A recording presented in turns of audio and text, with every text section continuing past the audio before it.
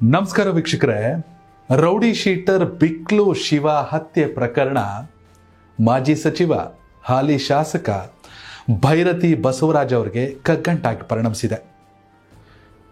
ಪ್ರಕರಣದ ಪ್ರಮುಖ ಆರೋಪಿ ಜಗದೀಶ್ನನ್ನ ಪೊಲೀಸರು ಬಂಧಿಸಿದ್ದಾರೆ. ಜುಲೈ 15ರಂದು ಪ್ರಕರಣ ಈ ಹತ್ಯೆ ಆಗಿತ್ತು. ಮಾಜಿ ಸಚಿವರಾಗಿರುವಂತಹ ಹಾಗೆ ಹಾಲಿ KR-ಪುರಂನ ಶಾಸಕರಾಗಿರುವಂತಹ ಭೈರತಿ ಬಸವರಾಜ್ ಅವರನ್ನ 5ನೇ ಆರೋಪಿಯನ್ನಾಗಿ ಮಾಡಲಾಗಿದೆ. ಅಲ್ಲದೆ ಅವ್ರನ್ನ 2 ಸಲ ವಿಚಾರಣೆ ಕೂಡ ಕರೆಯಲಾಗಿತ್ತು. ಎಲ್ಲ ಒಂದು ಕಡೆ ರಾಜಕೀಯವಾಗಿ ನೋಡಿದಾಗ, ರಾಜಕೀಯ ಲೆಕ್ಕಾಚಾರಗಳನ್ನು ನೋಡಿದಾಗ ಭೈರತಿ ಬಸವರಾಜ್ ಅವರ ರಾಜಕೀಯ ಜೀವನದಲ್ಲೇ ಒಂದು ರೀತಿ ಕಪ್ಪು ಚುಕ್ಕಿ ಇದು.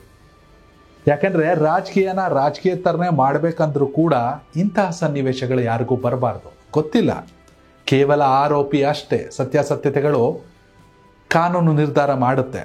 ಆದರೆ ಇಂಥ ಸಂದರ್ಭದಲ್ಲಿ KR-ಪುರಂ ವಿಧಾನಸಭಾ ಕ್ಷೇತ್ರದಲ್ಲಿ ನಿಜಕ್ಕೂ ಎಲ್ಲ ಒಂದು ಕಡೆ ರಾಜಕೀಯವಾಗಿ ಈ ಪ್ರಕರಣ ಭೈರತಿ ಬಸವರಾಜ್ ಅವರಿಗೆ ಒಂದು ರೀತಿ ಹಿನ್ನಡೆ ಅಂದರೂ ಅಚ್ಚರಿ ಪಡಬೇಕಾಗಿಲ್ಲ. ಯಾಕೆಂದರೆ 2008ರಲ್ಲಿ ರಚನೆಯಾದಂಥ ಕ್ಷೇತ್ರ ಇದು.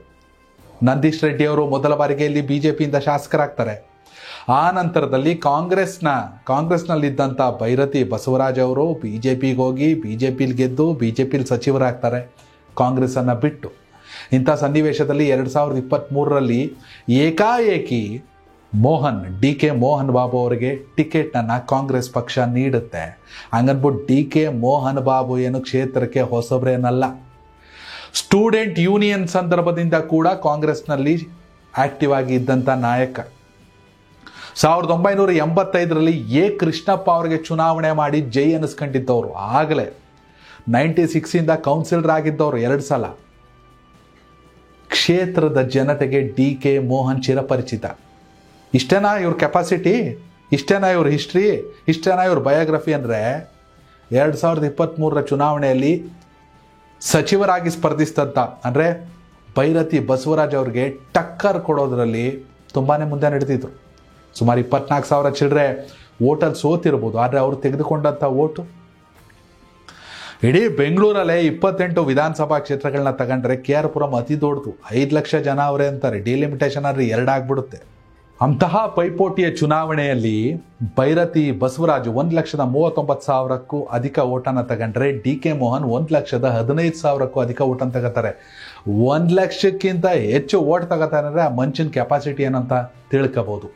ಹೆಚ್ಚು ಕಡಿಮೆ 24,000 ಚಿಲ್ಲರೆ ಓಟಲ್ಲಿ ಸೋಲ್ತಾರೆ. ಆದರೂ ಕೂಡ ಸೋತೆ ಅನ್ನೋ ಕಾರಣಕ್ಕೆ ಅಥವಾ ಚುನಾವಣೆಗೆ ನಿಂತೆ ಅನ್ನೋ ಕಾರಣಕ್ಕೆ ರಾಜಕೀಯಕ್ಕೆ ಬಂದಿರೋ ವ್ಯಕ್ತಿ ಅಲ್ಲ. ಮೊದಲಿನಲ್ಲೂ ಕ್ಷೇತ್ರದಲ್ಲಿ ಚಿರಪರಿಚಿತ. ಇತ್ತೀಚೆಗಷ್ಟೇ ಅನಿಸುತ್ತೆ, ಆಗಸ್ಟ್ 15ನೇ ತಾರೀಕು ಏನೋ ಒಂದು ದೊಡ್ಡ ಮ್ಯಾರಥಾನ್ ಬೇರೆ ಮಾಡಿದ್ರು.